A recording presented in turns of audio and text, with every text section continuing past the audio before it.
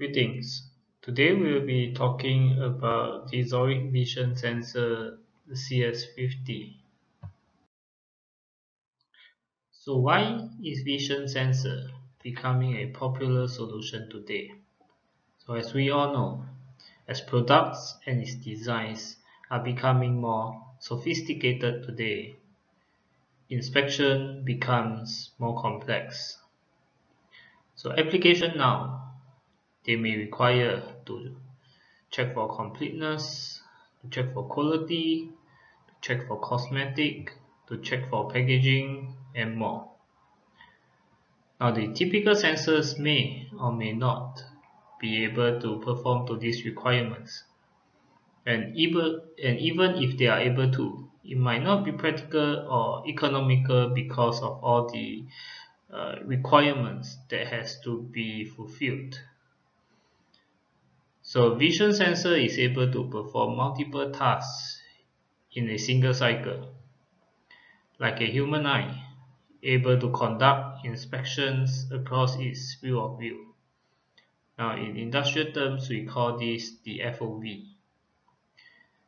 The CS50 examines by capturing images of its targets and processing the pixels of these images, and can be either in static or dynamic operations. So where does our vision sensor position? As you can see from the chart, on the lower left we have your basic sensors, which typically is put in place to handle one single inspection. It's easy to operate and the price is low. On the top right we have the vision system, with very high performance and able to execute multiple tasks efficiently and effectively. And of course, such a system is generally very costly and in-depth training is usually required. Therefore, there is a lot of investments in manpower and also time. Now, the CS50 is a vision sensor which is positioned in between those two classes of products. It's able to perform much more than your typical sensors, although the specifications are not as high as that in a vision system, but it's still enough to handle general vision applications. Okay, so what are some of the features of the CS50? So as mentioned, it's easy to handle like a sensor. So very user-friendly software, very intuitive, very easy to pick up. Now next is in a very compact housing. Now compared to some vision sensors in the market, is in a relatively small body. So you will very unlikely encounter any issues in terms of installations or any mounting difficulties, because the sensors is really very compact. So now we have a high performance with up to 2500 inspection per minute, but of course this is based on the most basic tasks that is being inputted into the sensor.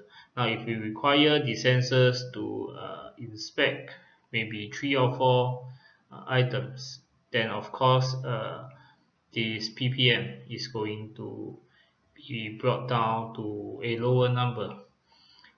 But when it's running just the most basic tasks, we can handle over 2000 inspection per minute with no issues. Now those small, though it's easy to pick up, is already packed with tools to handle most industrial applications. So like we mentioned, we don't always need a vision system to solve vision applications.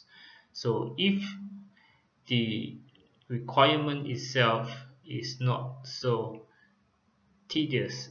It's just a general checking.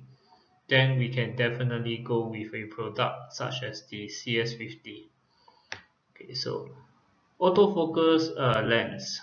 So what does this means? That we do not have to manually adjust the focal length of the lens itself.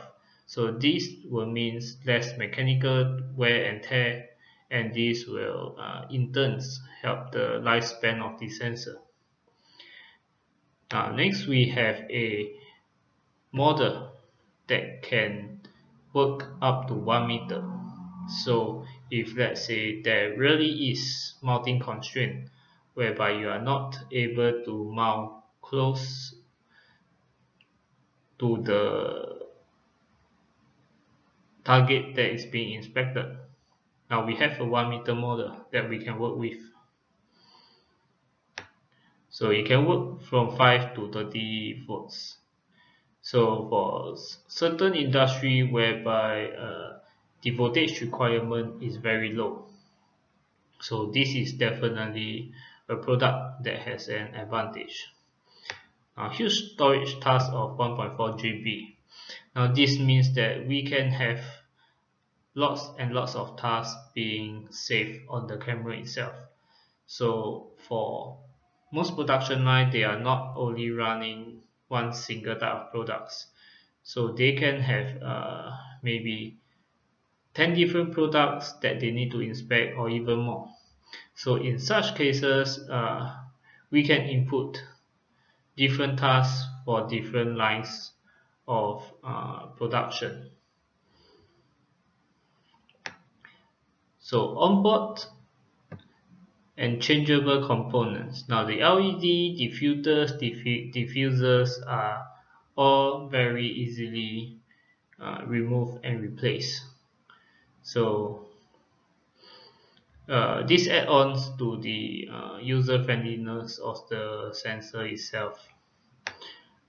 Multi-language software in the event whereby we need other languages support. And for the images, we can export them via FTP. So if let's say the applications will require you to take down all the pictures of the field inspection, now we can export all these images via FTP, and they can be recorded, and the user can easily extract them and then view what is wrong with the inspections, which part is generally having issues, and so on. So currently we have a lineup of three main CS50 models. So first we have the BM2-2, which has a relatively big FOV. So this sensor is more suitable for general applications with no special requirements. Now second, we have the BM2-4, which function with a different focal length. So this sensor has a high zoom capability and specializes in small parts inspection. So last, we have the BM2-4L. So we mentioned we have a 1 meter model. This will be it.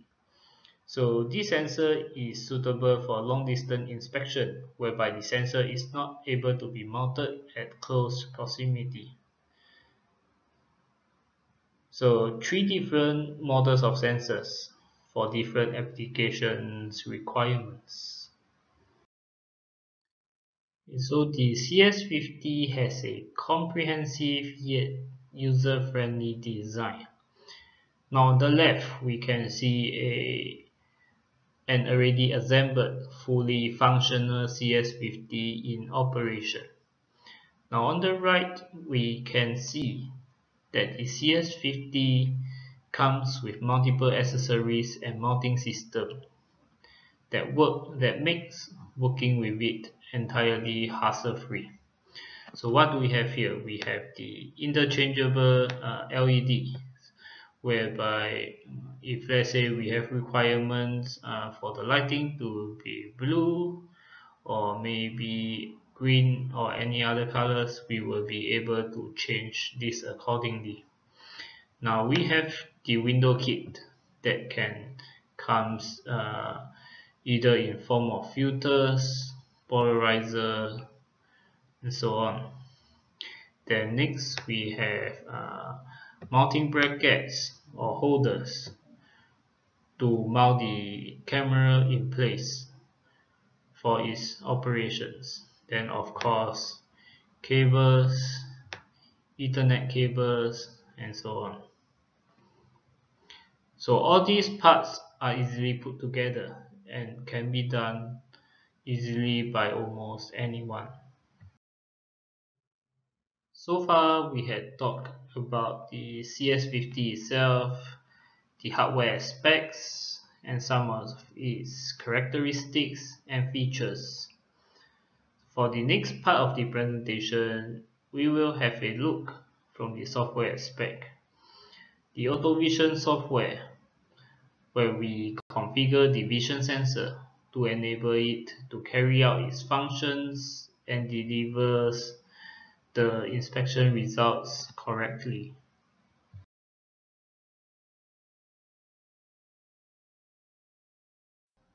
Okay, so this is the software of the CS50, the AutoVision.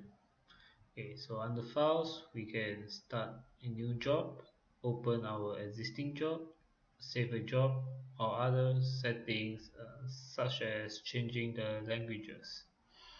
And we can go to help, where we can have a run through about how to go about the step by step to go about writing your job. Okay, so to start, we will connect devices. So here you can see our CS50 which is already connected. So we can click on that. Okay, so we can expand the menu and we can see all the different parameters that is available. Unlock it and we can modify it, so we can change things like your industrial protocol, your IP addresses, and camera names, and so on. Okay, so from here we will start a new job.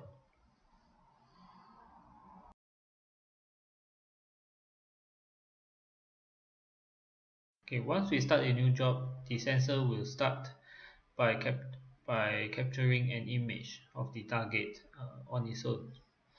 Okay, so here we've had an example of an image which is not clear at all. Okay, so the most important part to a successful vision inspection is to ensure that your vision sensor has a proper and clear image to work with. Now this is something that we are not able to achieve anything with. So to start, the AutoVision comes with 4 image capturing options. Okay, so first we can try an auto calibration. So as you can see, the vision sensor will capture an image based on what it feels is the best parameter to give you the optimum image. So of course from here we can fine tune it further, say by adjusting the exposure timing to make the image brighter or giving it more gain, which will also improve the brightness of the image, and so on. So we can capture image or put it into live video mode for you to position your target before doing image acquisition. Okay, so we have other tools such as a quick focus, a point focus, whereby we select an area or a specific height that we want to target. Now this is especially useful if your target is with multiple uneven surfaces and there is a specific height that you want to monitor. Okay. Next we have the zoom in and out function, where if we want to focus on a specific area, we can zoom into there, but of course we lose the FOV, which means we have less space to work with. So all these application dependent, and the settings will vary depending on the requirements of the applications. As mentioned, a good image is important for the sensor to execute its task. Now, exactly what can the CS50 inspect and how does it inspect? We have 5 main tools on board for handling almost every application in the market. Each of these main tools has got its own set of parameters and options that we can configure to optimize its function. Now, a good image enables these tools to work correctly and accurately. So let us now understand more about these individual tools. So first, we have the locator tool. Now the locator tool identifies a user-defined feature, a specific thought pattern. So basically, it can mean an entire target or just specific targets on the target itself. So for example, we have a ring sensor here. So I can teach my locator to identify the entire structure, or I just want to recognize the hole in the middle. So all these can be configured accordingly. So this locator tool can be very versatile depending on how it's being defined by the user. So the located feature can also be used to orientate the sensor for other additional tools to work. So for a start, we will see a video on the locator tool itself. Okay, so once we have an image that we are satisfied with, we can go into the edit tab. Here you will find all the available tools which we can use to write our job. Okay, so first of all, we will talk about the locator tool. Now, the locator tool itself is able to work based on 3 different search options. So we can either locate by shape, locate by the edge of the target, or we can locate it by probe. So for this demonstration, we will be doing a locate by shape. So first, we will identify for the sensor a search area. So the larger the search area, the sensor will take more time for its operational cycle. So in the actual usage, we will try to keep the search area to within the job function itself. So anything bigger than what we need will result in a longer working time for the sensor itself.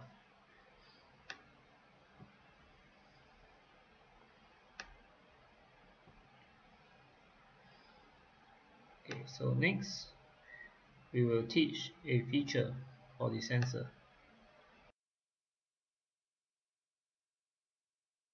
Let us take this di-soric logo for an example. Okay, So you can see from here that now the sensor is able to draw the profile of the logo.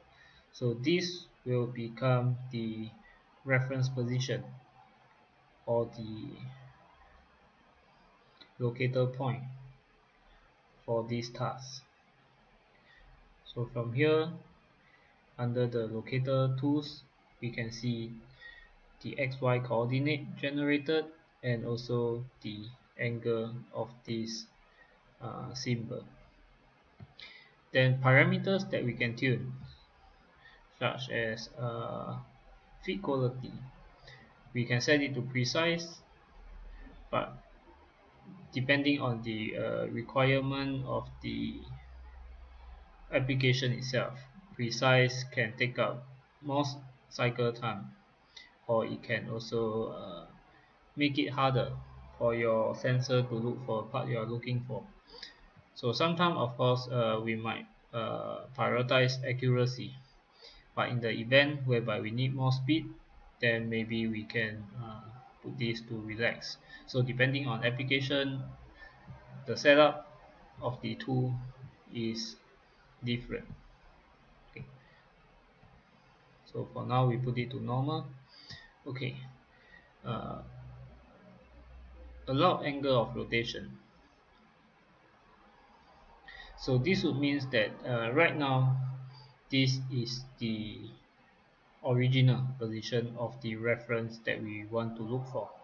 So if this thing was to turn clockwise or anti-clockwise, it will result in a change of the angle. So will the sensor still be able to find this reference point? That will depend on what we input right here. So if now we put it to 90, so we can take a look at what happens. Okay, so when the sensor is searching for the part, if my part is tilted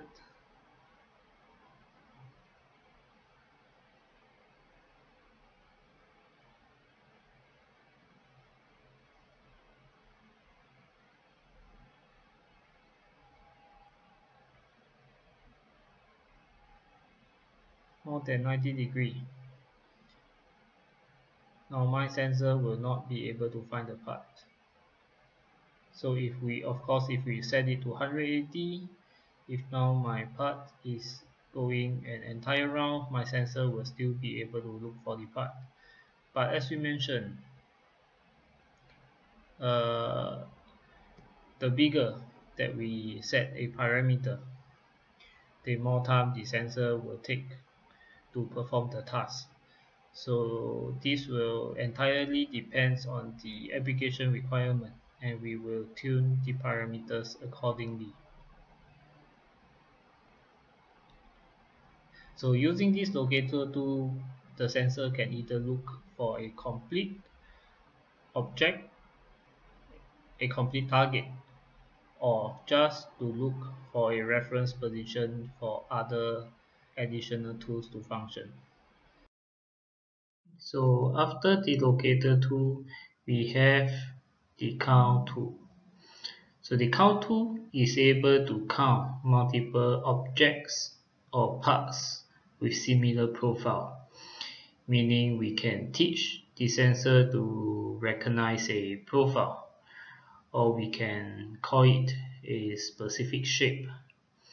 So the sensor can then work within a desired search area and find everything that resembles this shape and count them.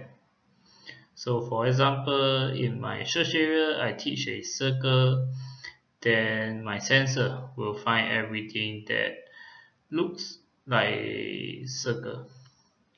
Of course, the size will be defined by the user.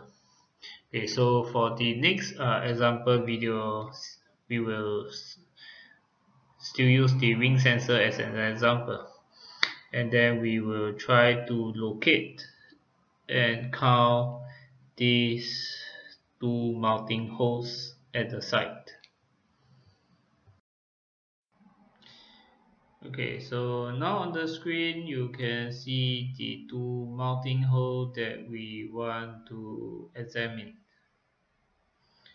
Okay, so similarly under the edit tab we see a count objects. Okay, so the count tool works on two different working principle. So we can either count by block or we can count by shapes. So in this case, we will use the count by shape. Okay. So we draw out a search area for the sensor. Next, we will teach the sensor the profile that we want to count. So in this case, we draw out the mounting hole and then we train the tool. And you can see the sensor recognizes the other mounting hole as well. So under parameters, we can tune it on the accuracy that you want and the allowed rotation that you would require,